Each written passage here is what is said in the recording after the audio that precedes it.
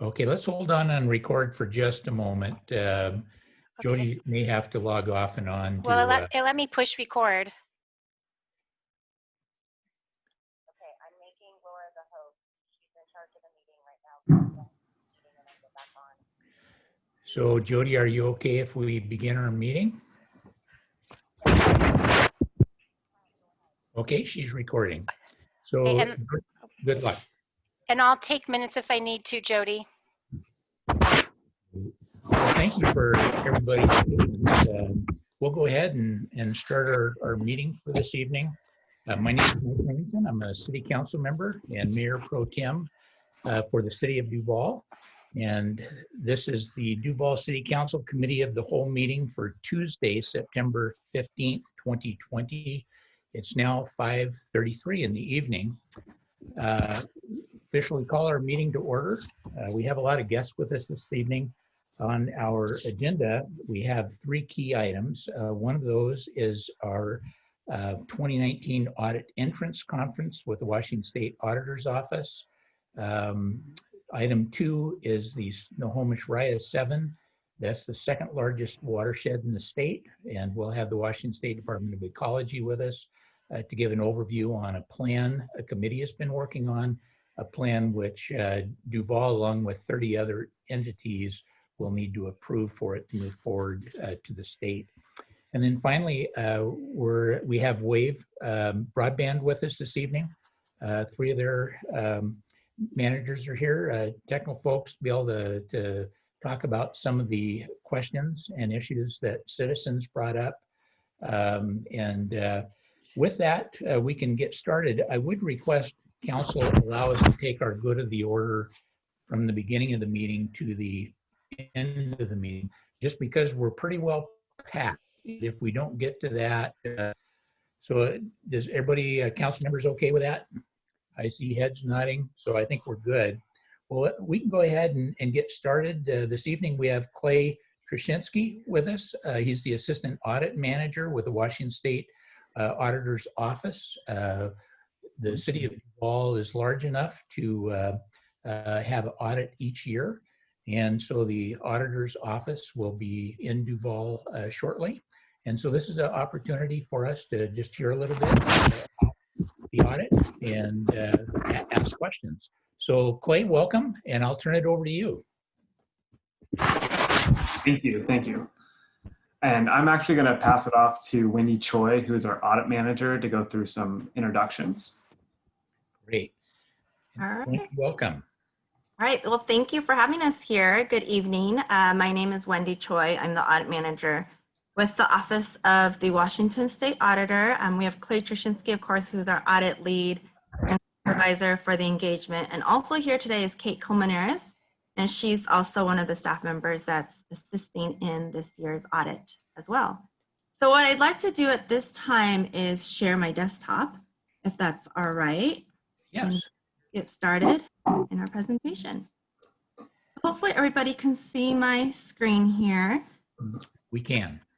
Great, awesome. And so we're here tonight just to introduce ourselves virtually and also to go over the audit scope for fiscal year 2019.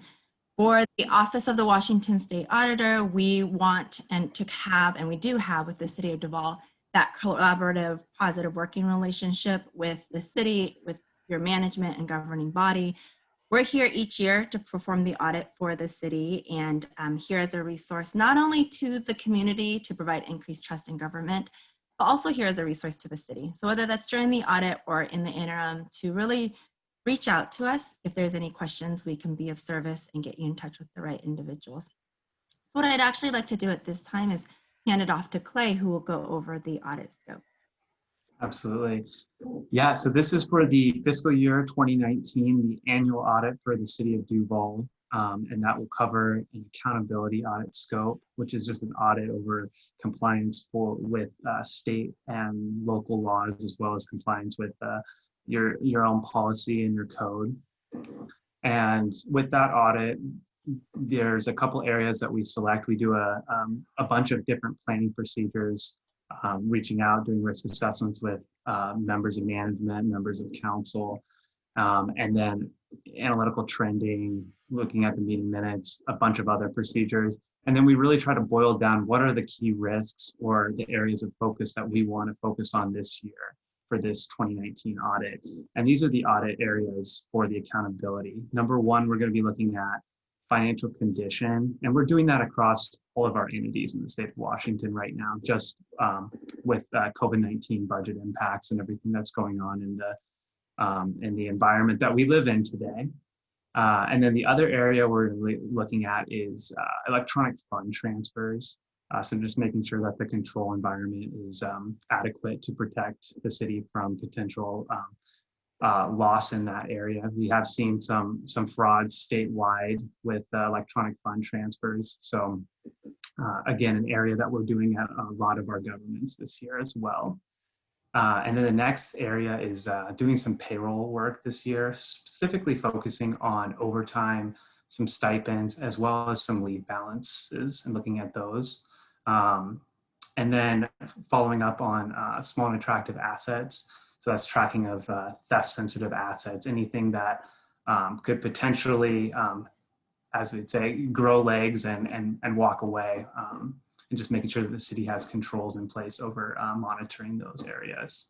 And then finally, gaining an understanding of the contract and agreement review process, and then testing some contracts for compliance. Is there any questions before we move into the next scope?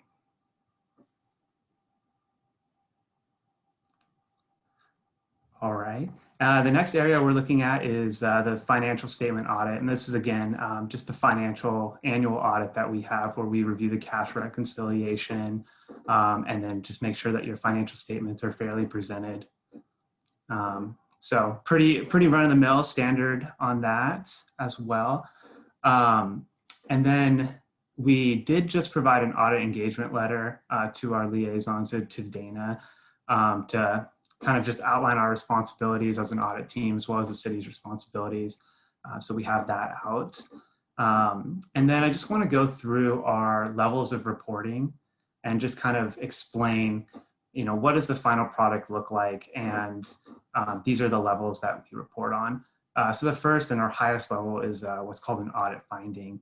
And that's our what we determine to be significant. And that's included in the audit report. And it's detailed in the audit report, and the city has an opportunity to provide a written response to that as well in the audit report that we publish. And then the next level down is still a significant issue, but not quite as significant as an audit finding. And we call those management letters. So we bring that and share that at our exit conference with council. And those aren't included in our audit reports, but they are referenced.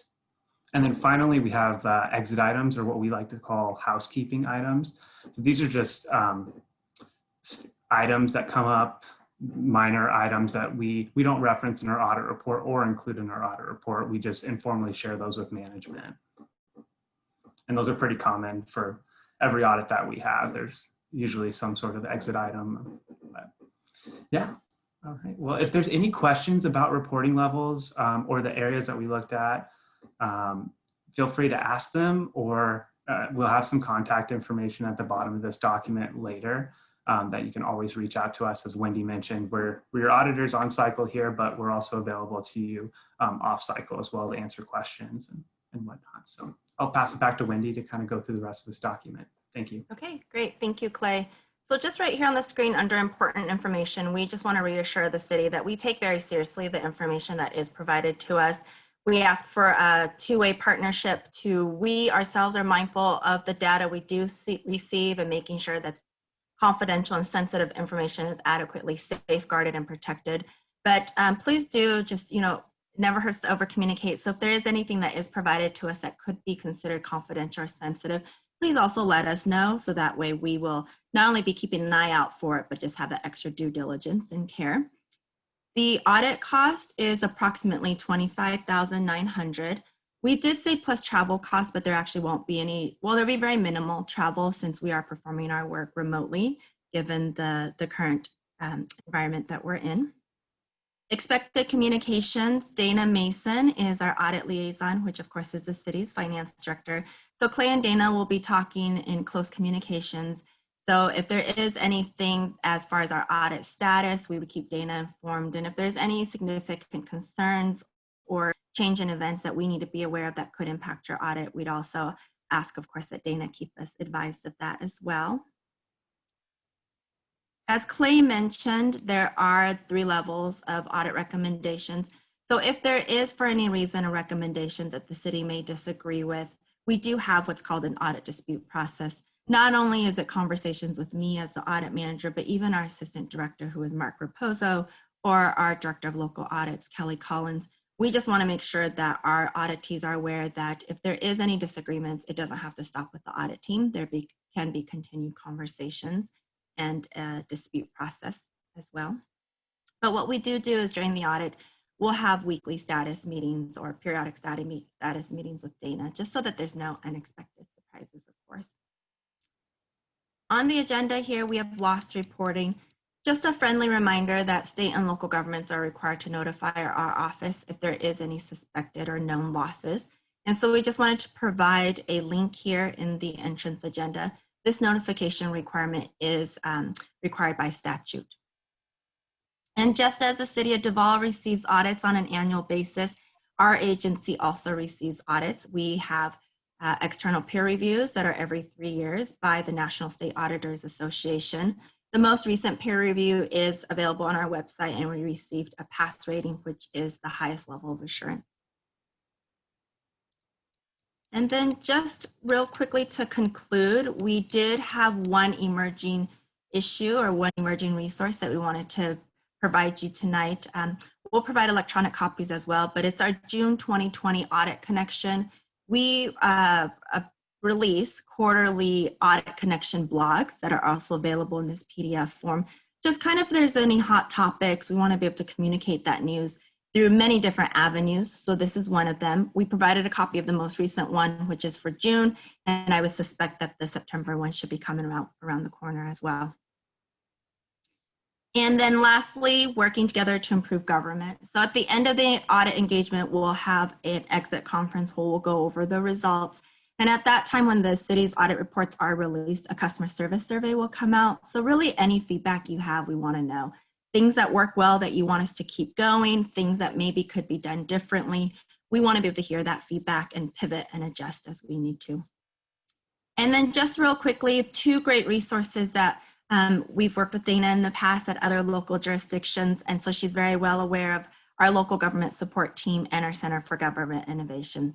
2 great resources that, us as Team North King County, we may not be able to provide as much in-depth assistance just because of our independence on the audit for City of Duval, but our local government support team is great. They have the help desk for technical assistance and also information that can assist with online filing for the city's financial statements. And the Center of Government Innovation is great. We do a lot of outreach as an agency, so included in this center is a resource database that we figure, the outreach we do at trainings and associations, why not get those tip sheets, PDF files, checklists into one area, which is a resource database center that you as a local government can go and search by keywords and be able to use that information as part of your internal control assessment, and in some instances, even your controls for checklists for financial statement preparation, for example. Really common resources out there right now is cybersecurity information and segregation of duties. So just really taking some time, if you have available, to check out the Center for Government Innovation. Included in there is also our lean services, which we can sometimes provide some continuous improvement services at no cost to the city as well. And lastly is just team qualifications. So key contact information from our team as well as our agency.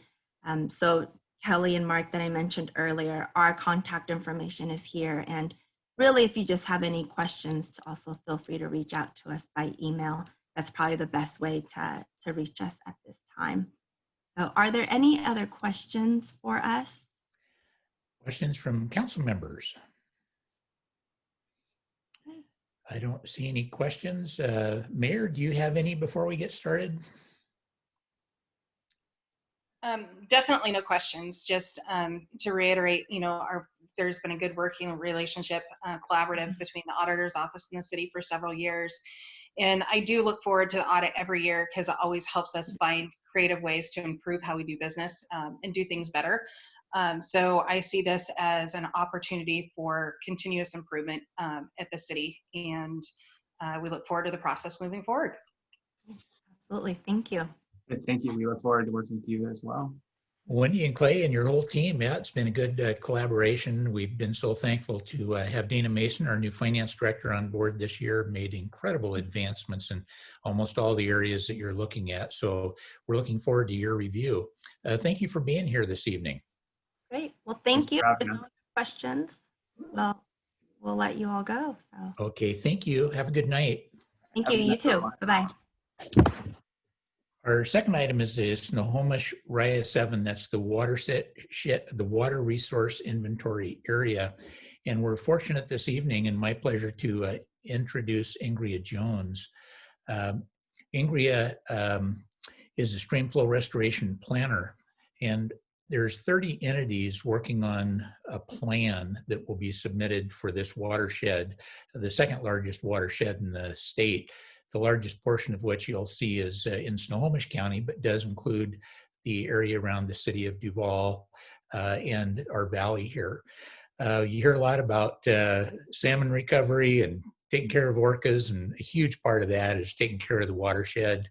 So I'm going to turn this over to Ingria. Thank you for being here this evening. I'll also mention that I feel really fortunate to be on this with, each entity has one person on there, but I'm fortunate to also be on there with Matt Iyer. He's representing the city of Marysville, where he works. And, Jennifer Naplin's been the backup, and we, for the last 2 years, have been going over an incredible amount of information, which you'll see this evening. So Ingria, I'll turn it over to you.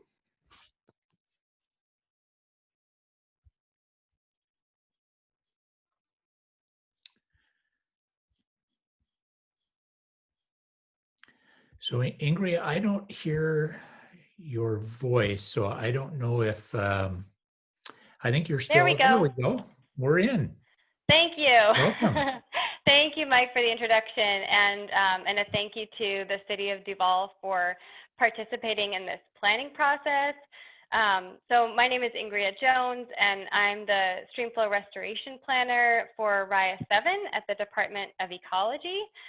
And I'm going to provide you with an overview of the Streamflow Restoration Planning. So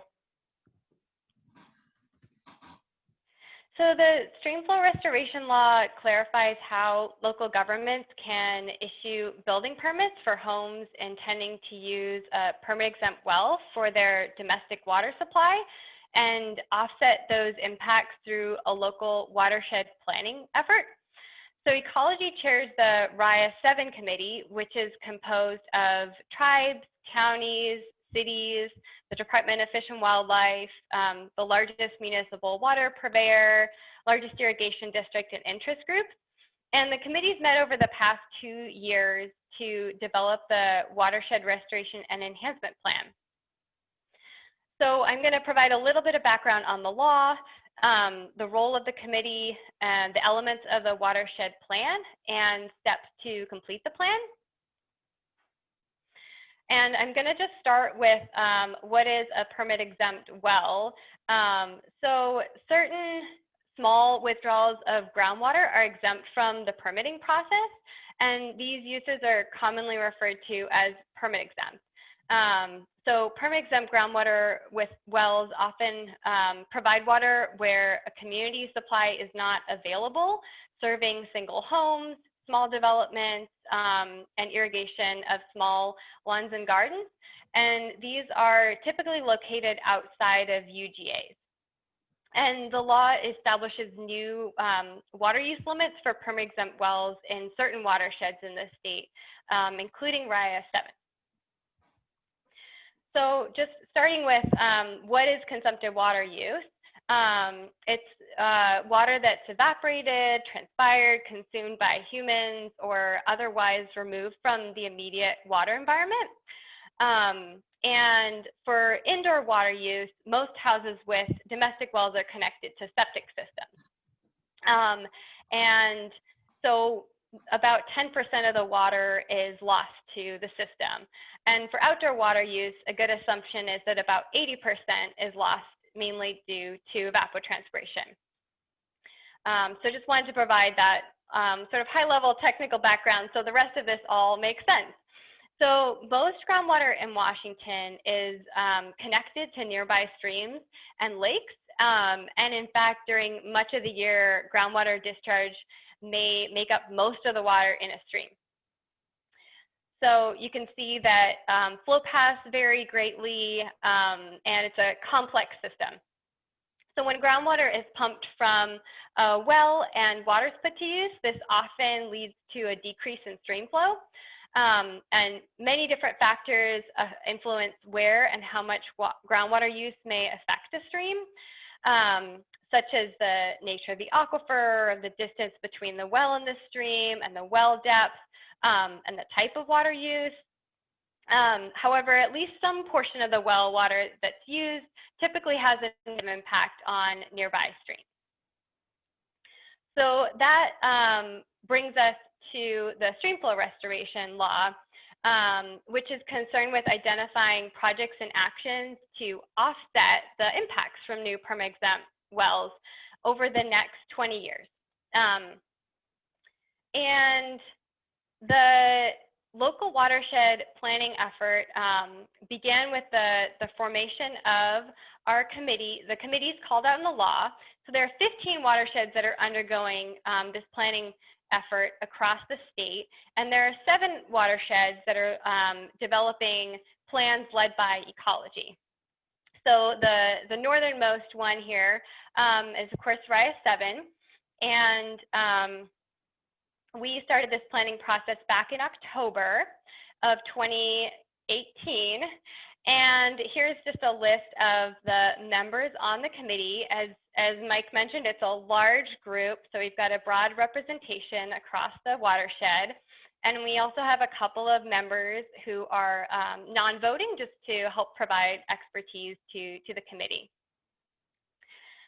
So ecology is supporting implementation of the watershed plans through funding a grant program. So the legislature has given ecology $300 million over the course of 15 years to restore and enhance stream flows and meet the requirements of the law.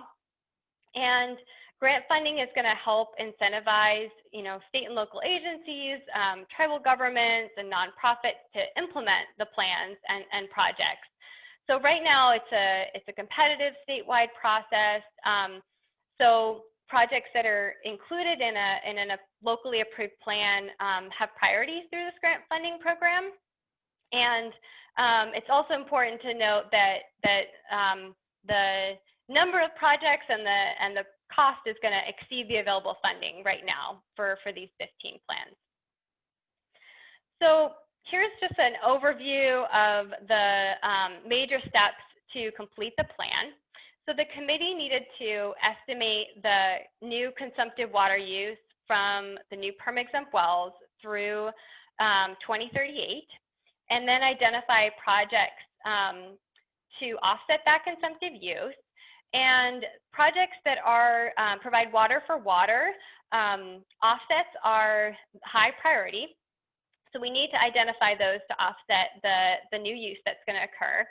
And then we can prioritize projects that offset impacts in time and place where those wells are going in.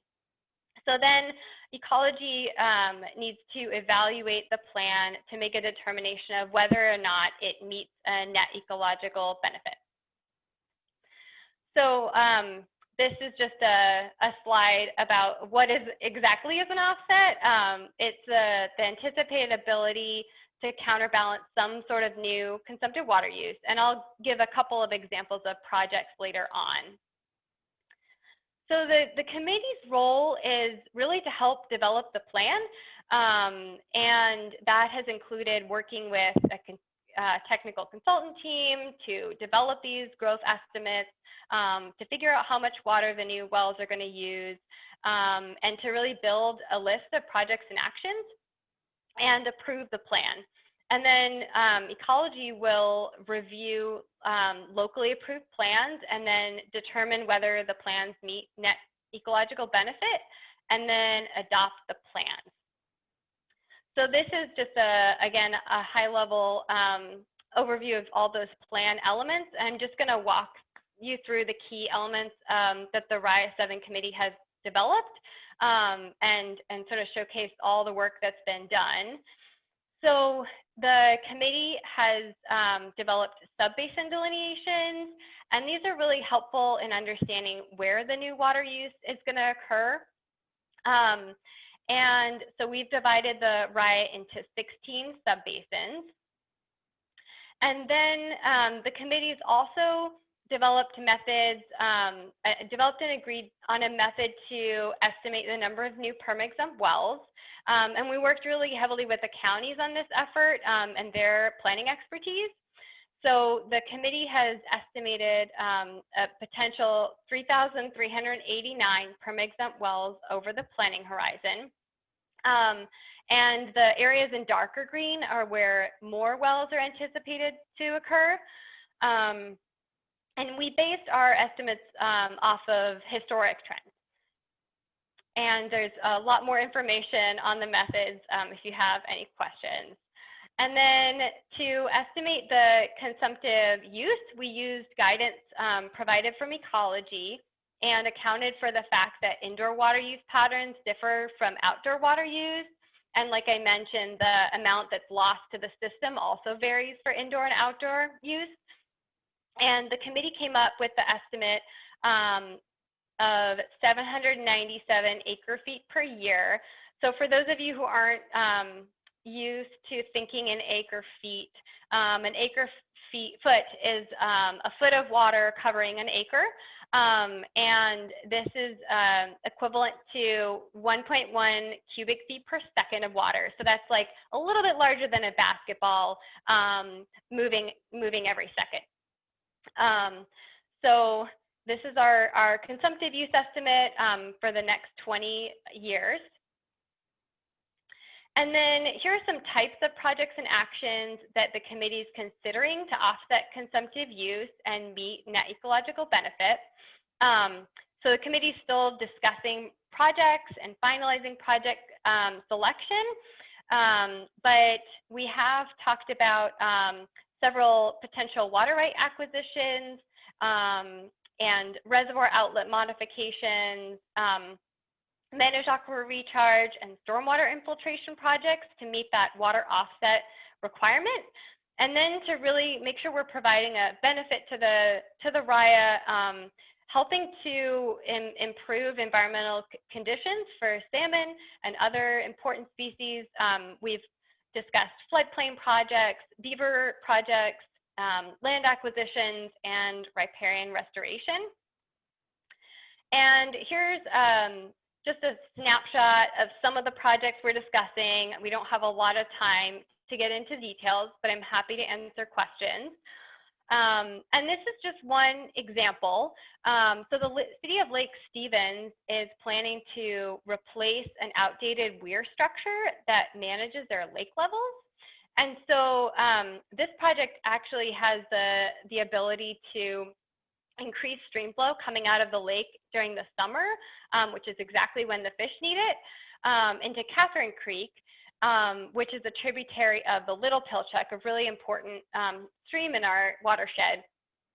So here's an example of how projects can really help benefit the watershed and also have benefit to the communities. So this can also help reduce flood risks, this project. And then here are some examples of habitat projects the committee's been discussing. And this one in the Cherry Valley has several different sponsors, and there's a lot of interest in getting some motion around this one. And then one example is that the Tulalip tribes has a beaver reintroduction program that they're they're currently working on and hoping to continue, where they remove nuisance beavers from lower in the watershed, where you know, tools to help people live with beavers haven't worked, and those nuisance beavers are moved to the upper watershed where they can provide a hydrological benefit and other habitat benefits. So in addition to the projects, you know, there are some elements of the plan that are not required, and that includes developing an adaptive management plan and policy recommendations. So the committee has been discussing these as well. So we're still in development on these elements of the plan. And just want to note that for the plan, the law, you know, creates this planning obligation and the new limits for water use, but it does not create an obligation to ensure that the plans or projects and actions in the plans are associated with rulemaking or implemented. And so that rulemaking bit's probably a bit confusing. So I'll explain where that comes from in just a second. So this is just a reminder of a couple slides I went through of what the committee has accomplished. We've developed our subbasins, projected the new wells, estimated consumptive use, and we're identifying those projects and actions. So we're really close to having a complete plan. So the steps to complete that plan will be, once we finalize our project list, committee members will present plans to their entities, and the committee will vote on the plan. And then if all of the committee members approve the plan, then the chair will submit it to ecology for that net ecological benefit determination. And if the committee does not approve the plan, then the law actually provides an alternative pathway. And in that case, ecology will prepare the plan and then send it to the Salmon Recovery Funding Board for their technical review. And then ecology will finalize the plan and the director will initiate rulemaking. So either way, there's going to be a plan. And one scenario is much more locally led, and another is a statewide rulemaking process. So we're trying to help committee members really express concerns throughout the process, and really this is a great opportunity. I really want to thank Mike for providing me with this to help educate you all on what this planning process is all about and have a chance for you to ask questions. And also apologies to Matthew Iyer, who's heard all of this, as he's also on the committee. So just a couple quick notes on post-plan submission. The ecology will need time to review the plan. And so we've identified February 1st as a target date for the committees to submit their locally approved plan.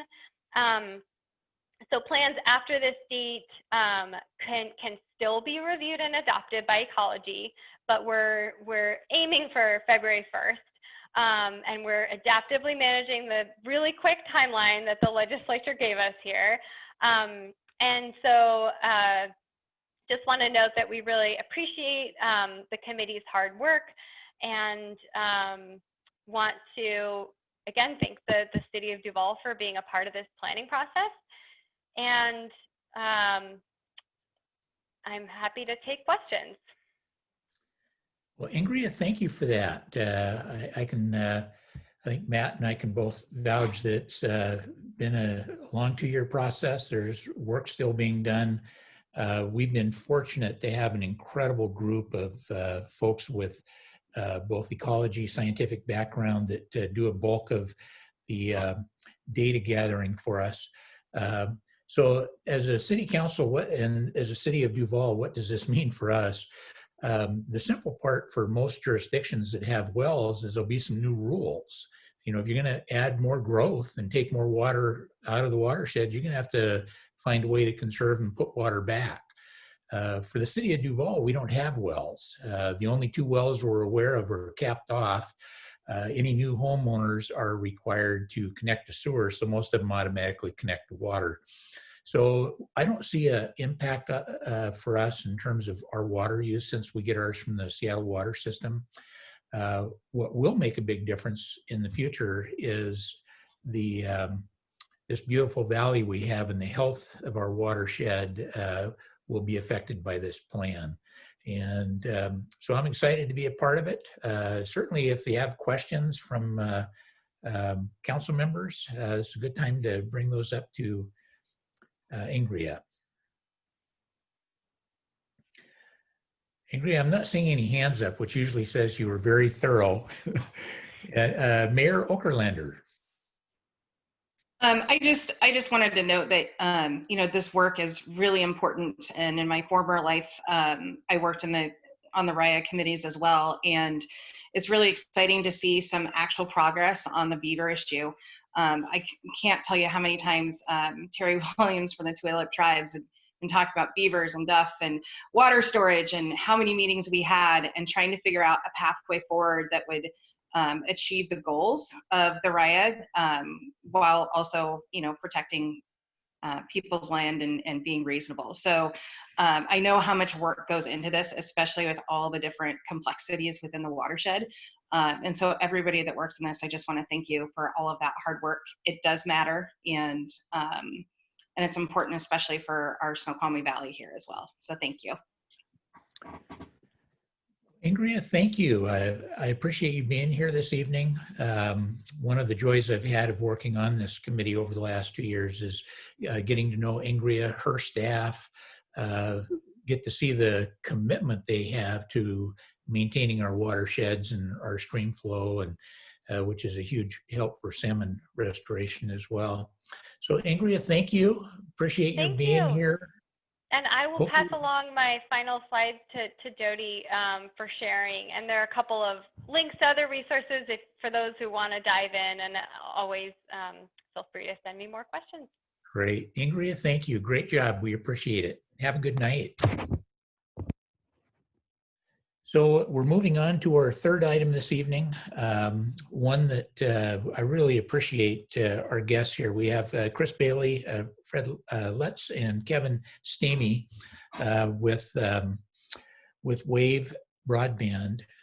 We've had a lot of discussion on our discussion board with suggestion from council. The mayor really opened up to our citizens to be able to ask questions. I believe that last I checked, we had over 80 separate items of feedback that we passed on to Wave.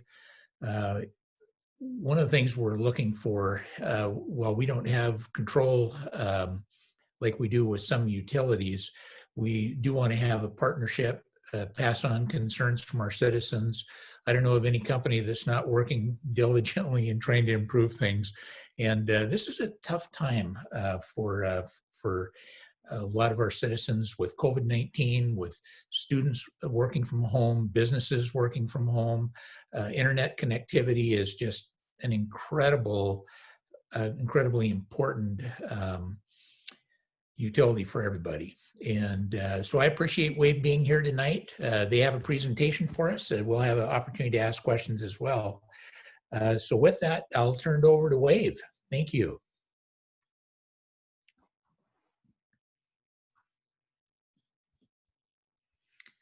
So Kevin, I don't know who's going to speak first.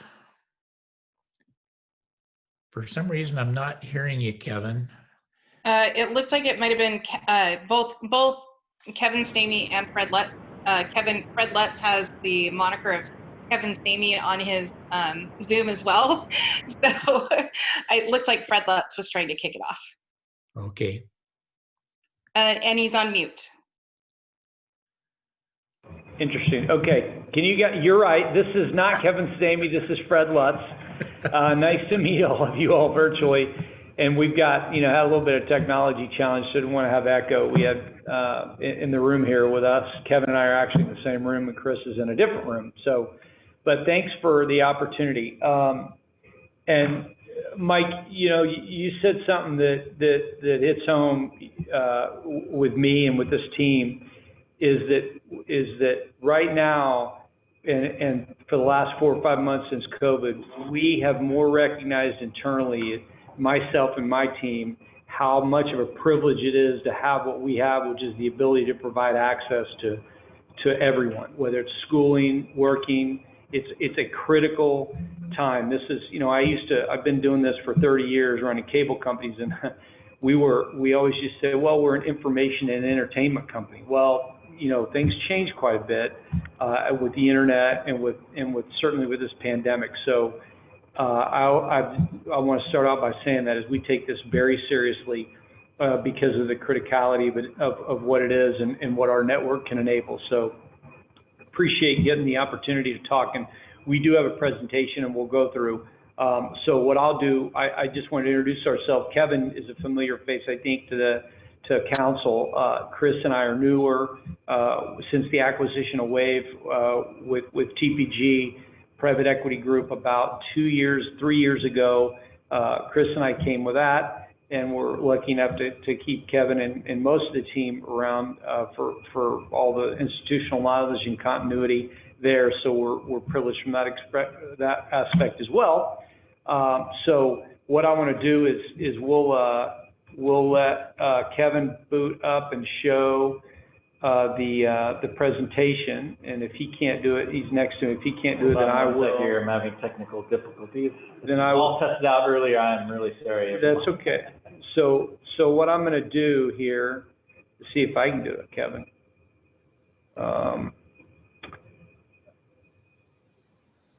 I know everybody can see me.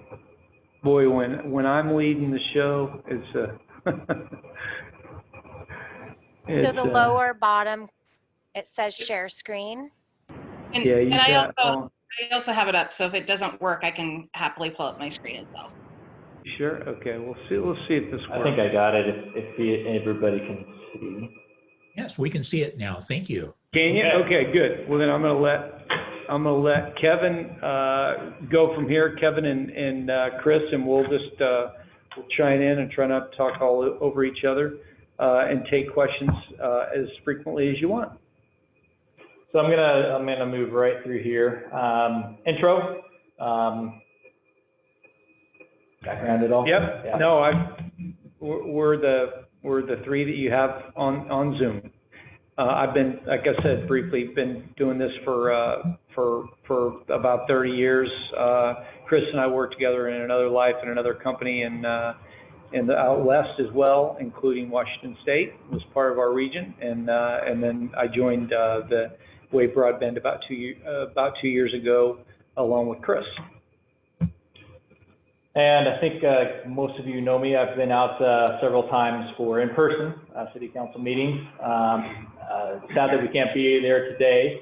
I've been in the industry 30 years. For the ones that don't, I've been with Wave for the 17 years.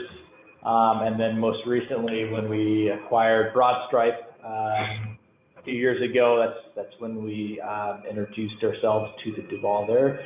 My phone number's up there. You guys can write it down. I'll take a phone call from anyone. Amy does have my cell phone number and calls me when things go sideways. But she doesn't have to do that too often.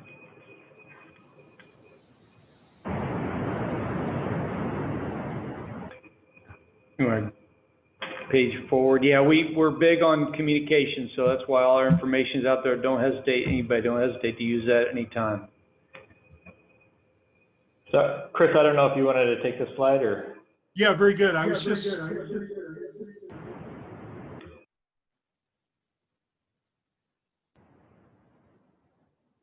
Oh, you're muted, Chris.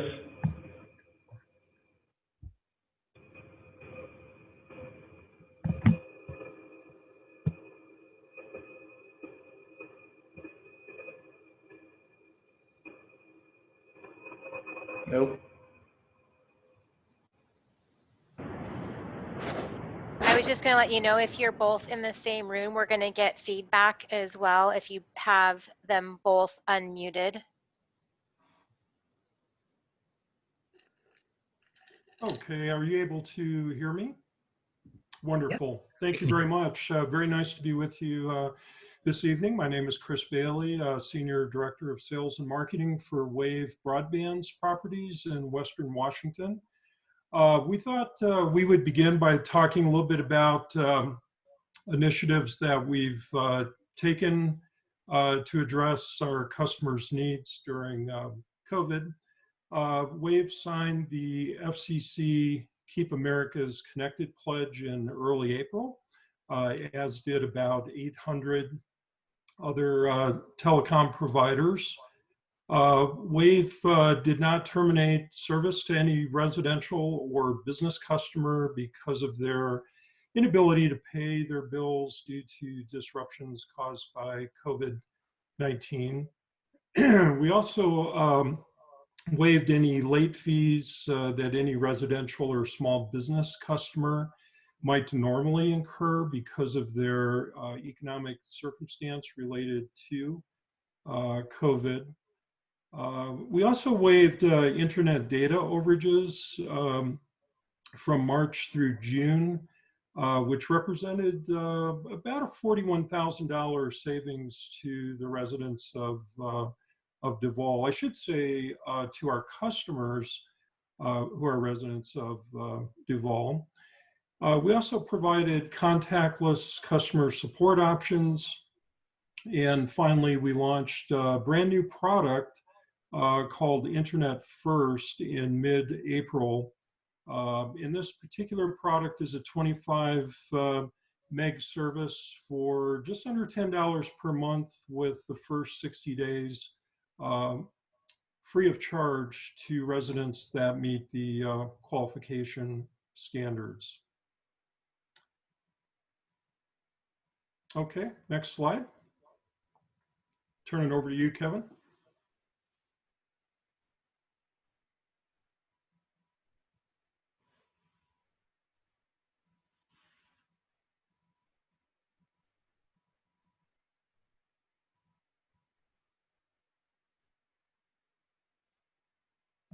We can't hear anything, I think.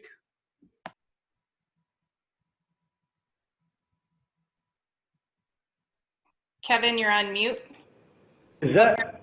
There we go. You may be using mine.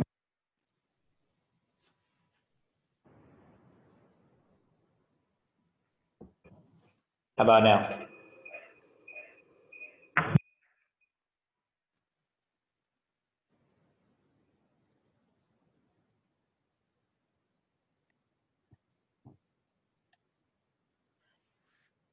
Okay. Fred, we can't hear you at all. You're not on mute, but we can't hear you. But you could.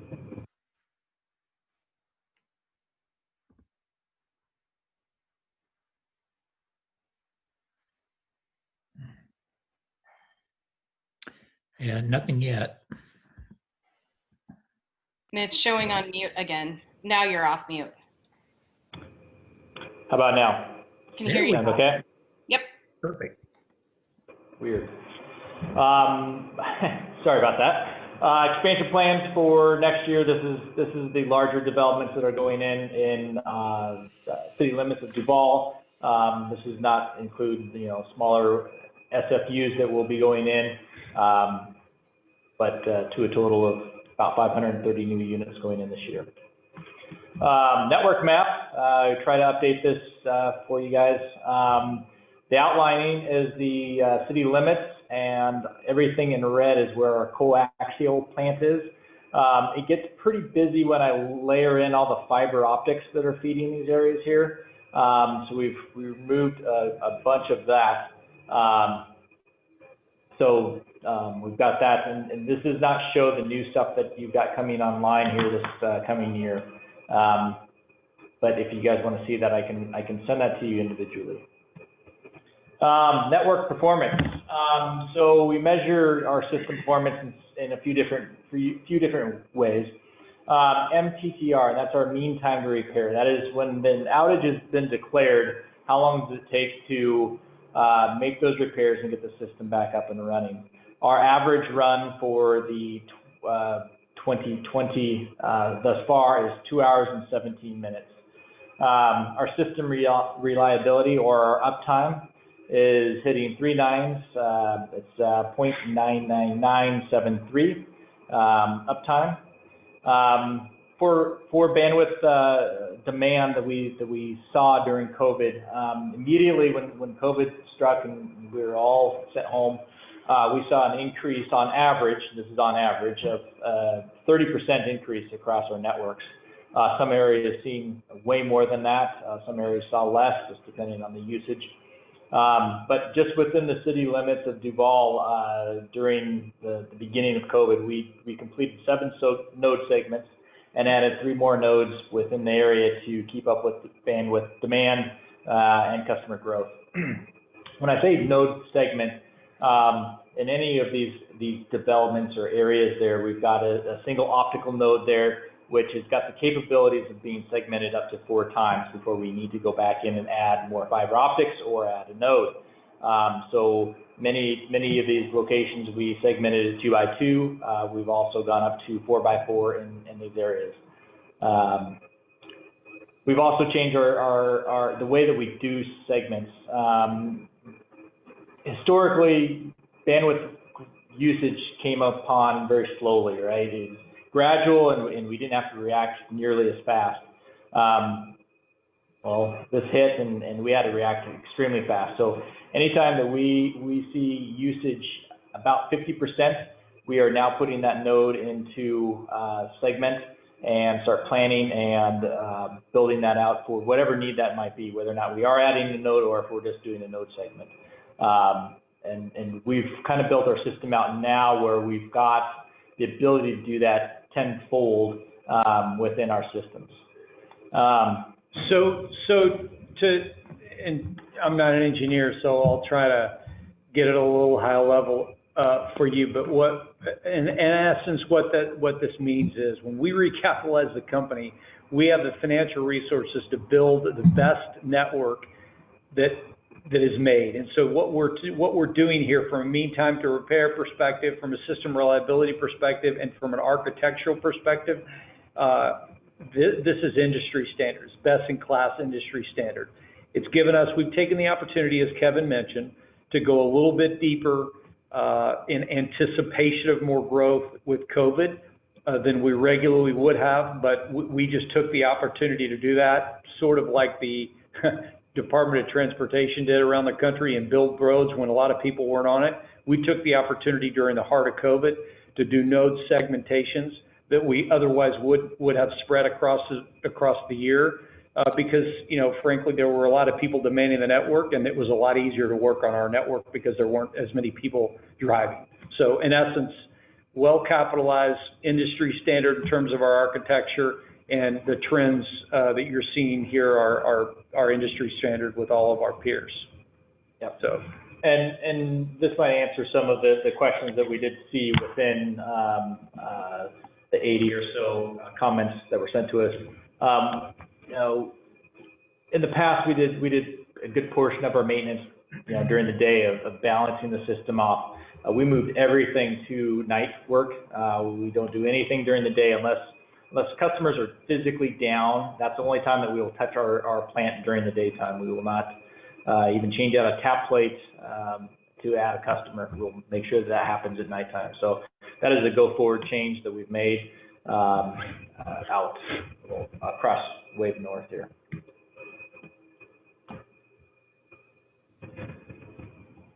Talk a little bit about customer yeah, go ahead, experience. Chris. Over there.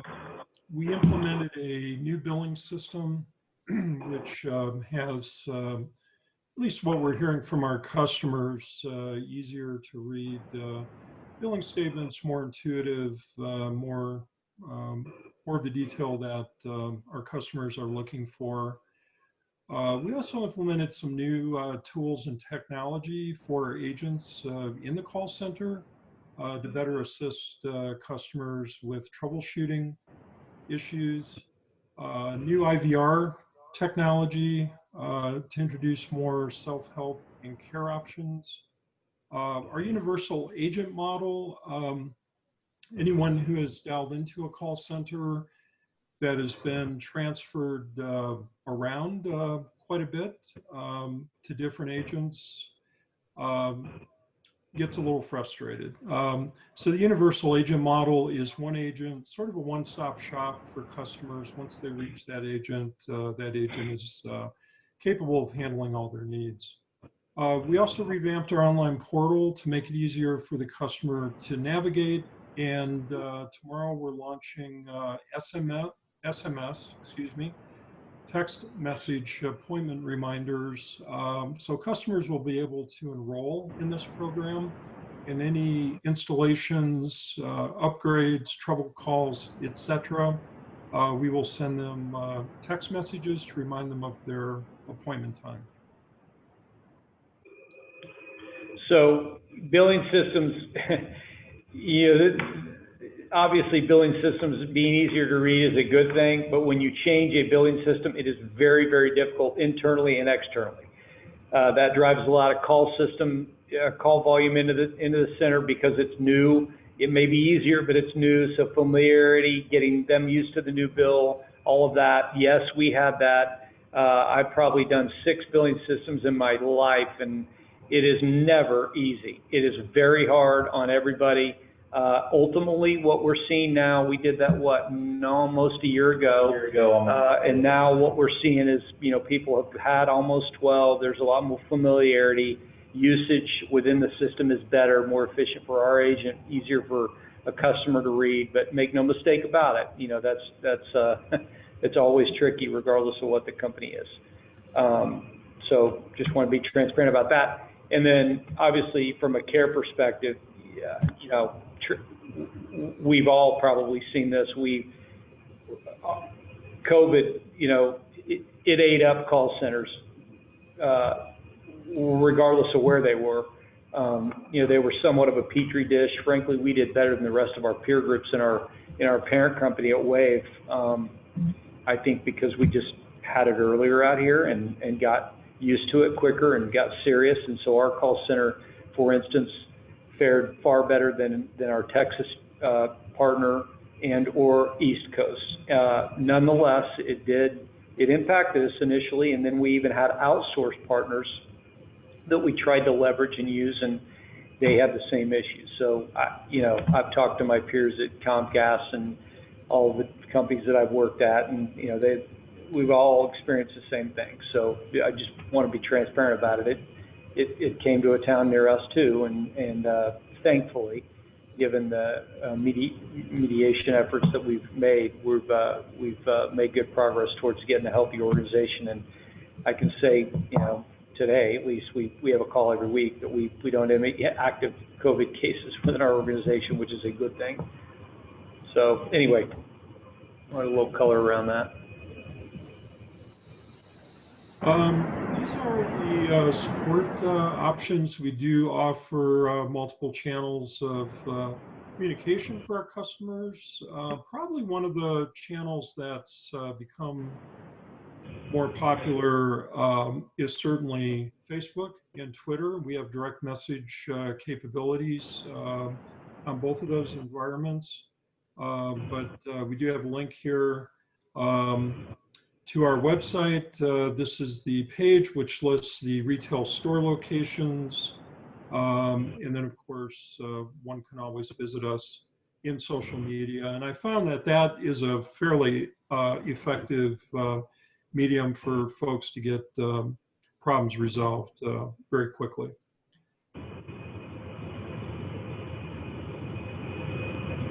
And since the last presentation, we've launched a new product. This is our mesh Wi-Fi product called Eero. And we just wanted to let you know that we launched this product in Duval, and it performs very well, particularly within larger living spaces. It does offer Wi-Fi coverage throughout the house. And the security benefits of Eero are really pretty superlative. So it's been a very good product. We've received quite a bit of positive customer feedback on this particular product.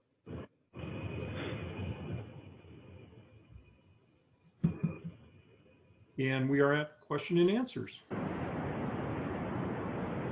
You want to talk through the questions? Kevin did send over the list.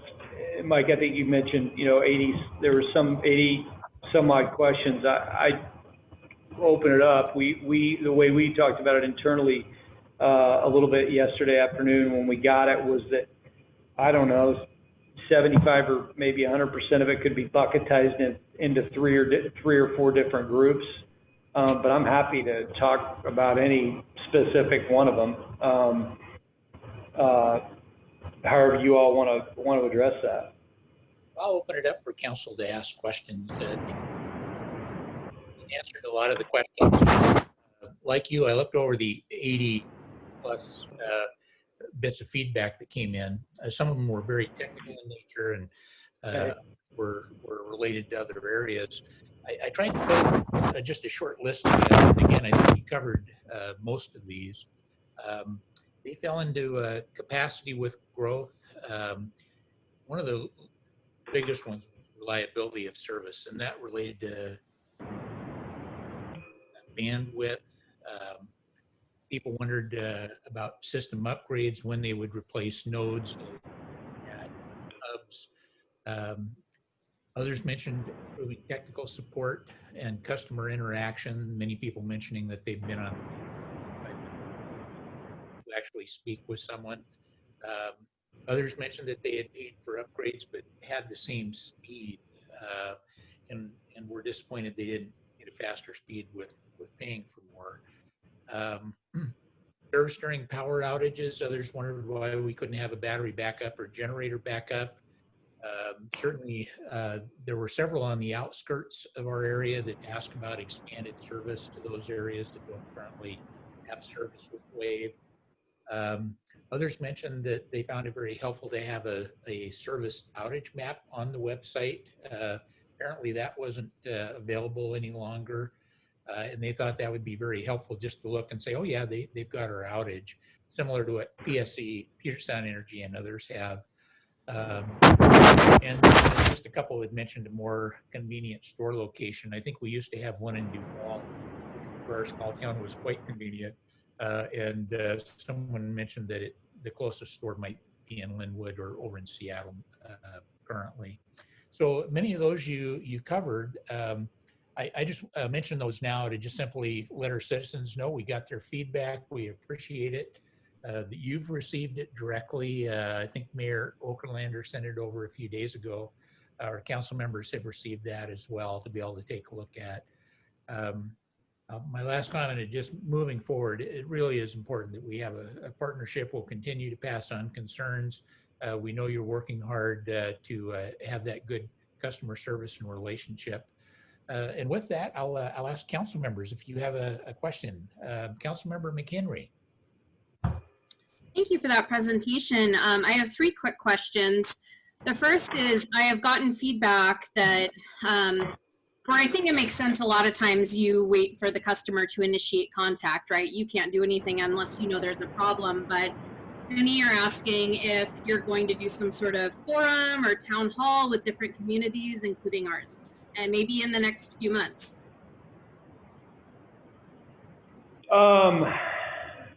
We don't have that planned. I've never, in a previous life, I used to do lunch with the mayor in Newport News, Virginia. It was a long time ago.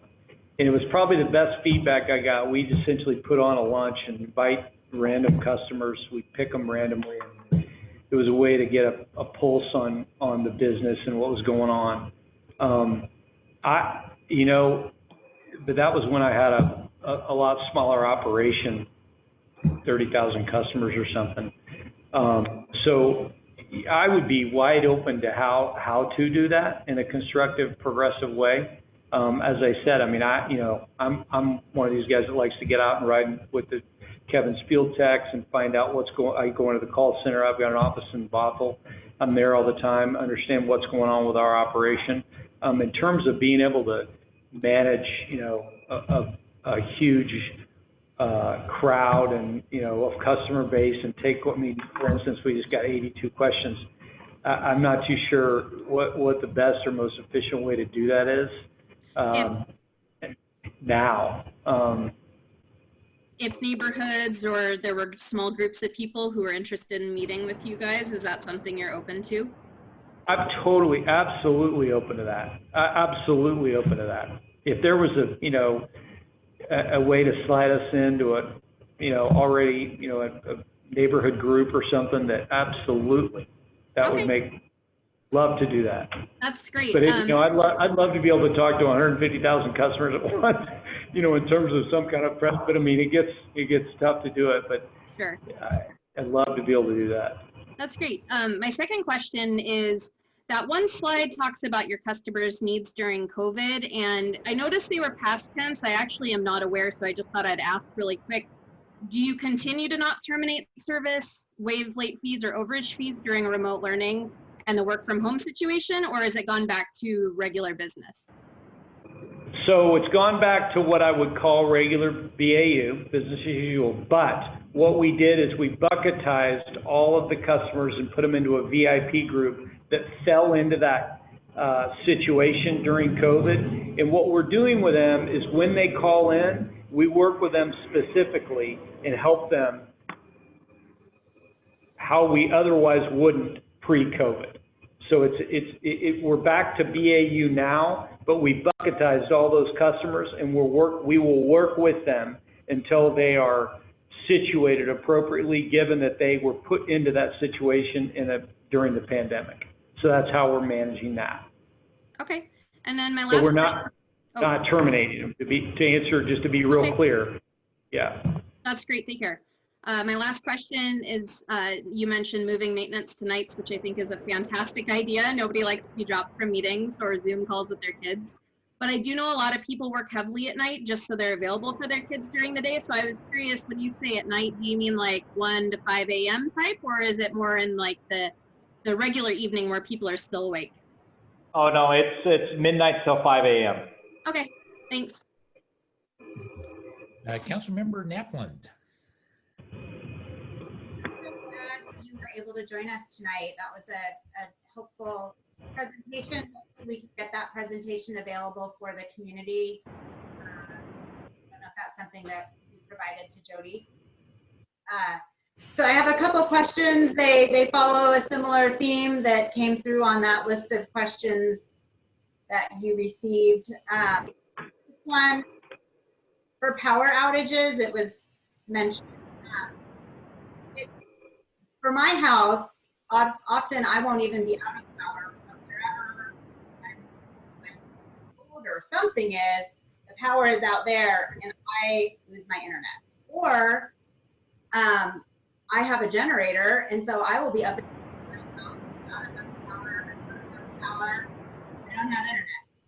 So is there any way to keep internet continuous during power outages? So I got about half of that, so I'm going to try to put this together here. So as you know, the cable company doesn't follow the exact same power line as the power company. They come in from the north end, and we probably come in from the south end. So a tree taking down us will still have the power on, and vice versa. We can incur damage. So we do have backup power supplies throughout Duval. We average about 2.5 hours runtime on each one of those.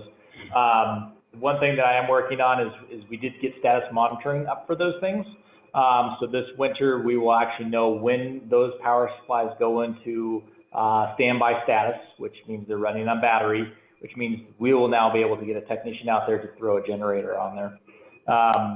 Few problems with the generators out there. Every time I put one out there, I've come back 15 minutes later and it's been cut off the pole and stolen. So that's one of our problems with generators running our system out there, is typically they get stolen within the first 15 minutes to an hour of them running out there. So we're trying to figure out different ways to hide those.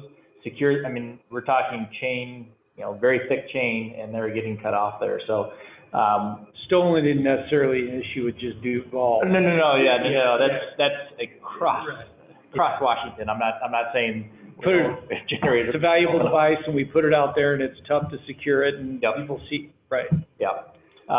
And since it's not centralized power, right, we've got power supplies throughout the city there.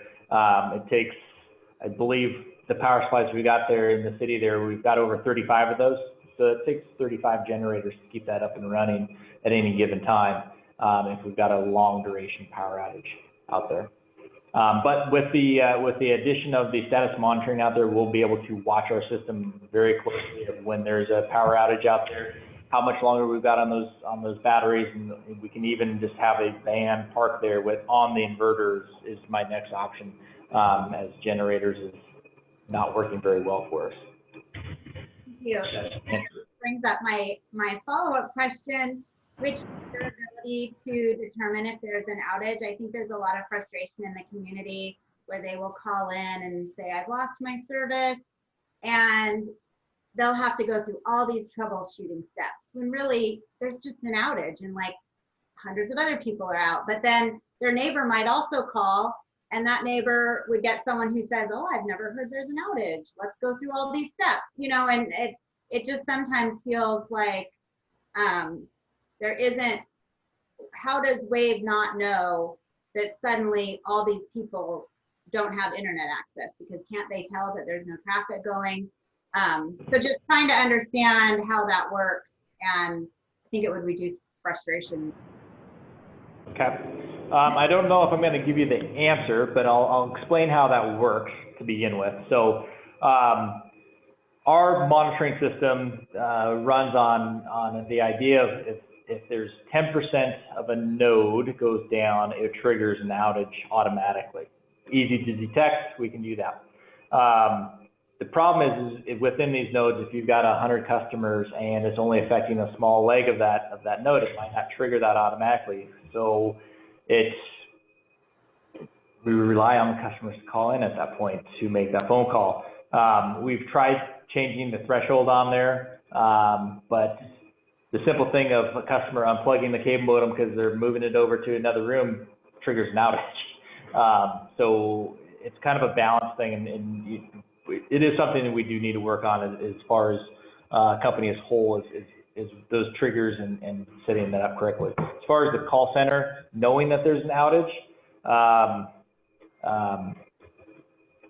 not really sure. Well, what I was going to say, I mean, it's a balancing act. It's tricky, and also, you know, I'll be real transparent here. Just as Kevin mentioned, what we're doing from a standby power supply perspective, building in technology to know that costs money, and that's one of many things we, the new ownership group, TPG, our new ownership group, is investing capital in, not just the infrastructure itself, but having technology to have better visibility into the network and its componentry. And it takes time to do it, to integrate it.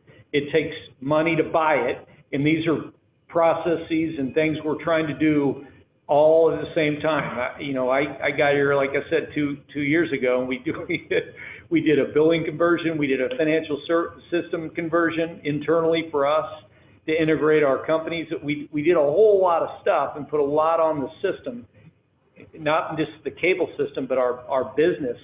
And you know, it's tricky. You know, do you do one a year and it's like they're doing something every year, or do you rip the Band-Aid off and try to do it all at once? So we're trying to talk to communities. We're trying to talk internally to ourselves, understand what we've got the capacity to do, and then also, you know, manage a pandemic every once in a while, or a storm that comes through that throws things out. So it is. I wish we had $1 billion and we could go buy it all and integrate it tomorrow. We don't, but I want to be transparent with you. That's our plan. It'll help. It will help with the standby power. And you make a very good point, Jimper. I'm a Comcast customer at home. I've got in Colorado. I have different. They're a lot larger organization, for better or for worse, right? They're bigger, and with scale and size comes good things, and also some tricky things. But they have some tools and things that we don't have, will get. It just takes time, but it's a fair point. This is a lot of the value of why we're having the conversation, because we need to know this and know that we're prioritizing things rightly or wrongly, and have a conversation with you all to know, that maybe we need to shift where we're prioritizing our capital. So I appreciate you sharing your challenges, and especially right now, you're just trying to make sure we all have access during such. I do have one last question that I saw repeatedly. It was about moving towards fiber. I think people are hoping that there could be a movement to more advanced technology. Great question. We saw that. Yep. So we've got plans. Our new developments are going to start seeing that. Anything over 100 customers, we're going to start laying that foundation. Getting that foundation out there first before we can start, any kind of look at overbuild or rebuilding anything is the main thing. So that is in our 2021 plan. Anything over 100 homes is going to get our GPON product line, so we can get the base and our head ends rolled out, and then after that, then we can take a look at rolling that out further. GPON is a technical term for architecture that gets fiber essentially deeper or closer to the customer. But we have more fiber than probably any customer realizes in our network. One thing Wave did very well, Legacy Wave did very well, is had a very, very deep fiber network, far deeper than a Comcast would, because Steve Weed, when he built the company, the founder, he believed in something and wanted to do it a little bit different, and could because it was smaller. So Wave particularly has a lot more fiber than people would think.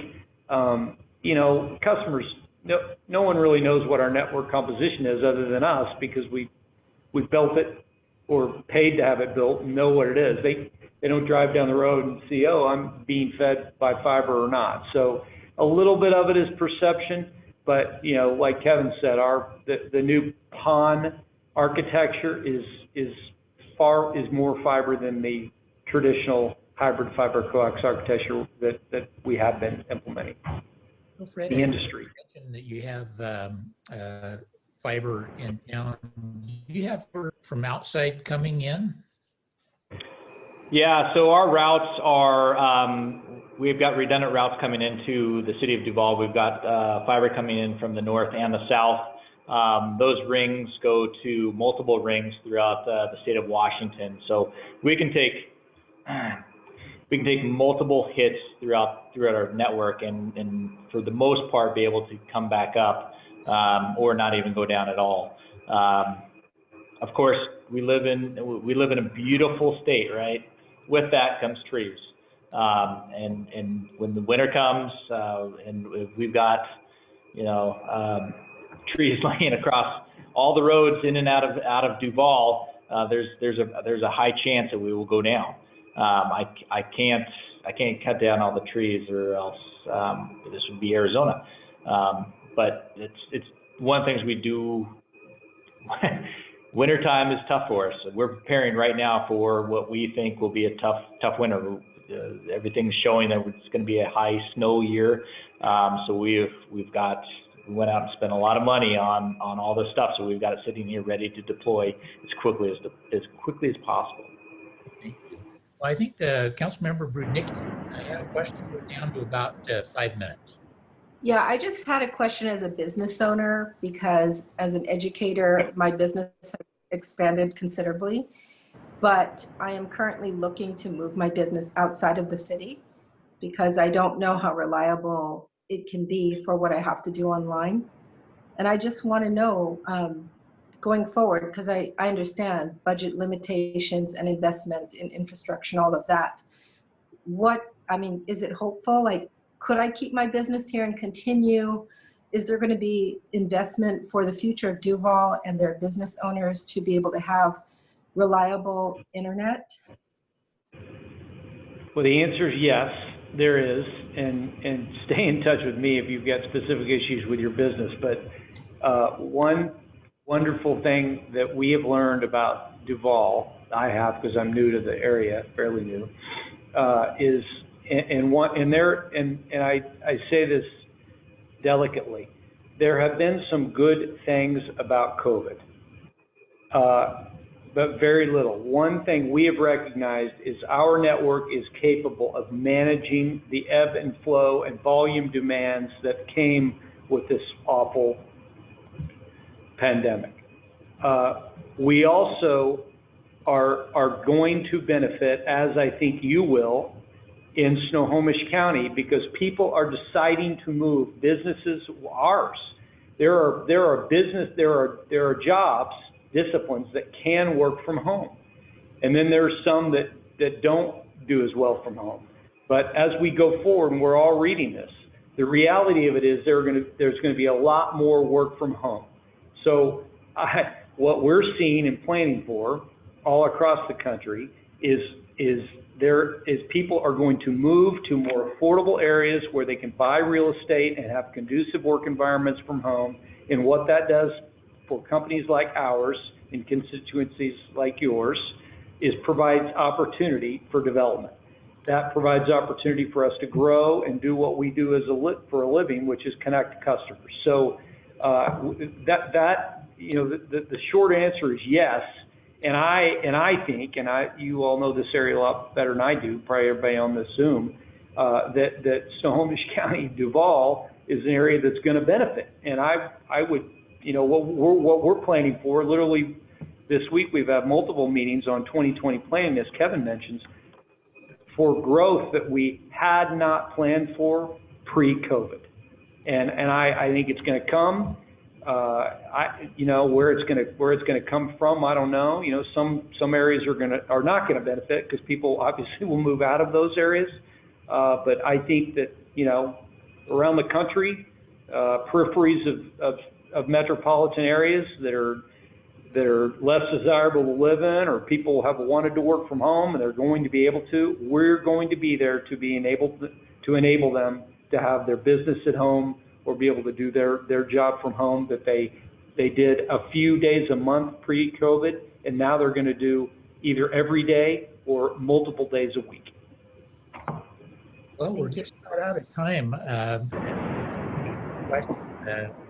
want to see if Mayor Okerlander wants to have some input, and I also wanted to take just a second to thank Jackie White for being here with Kathy Lambert's office.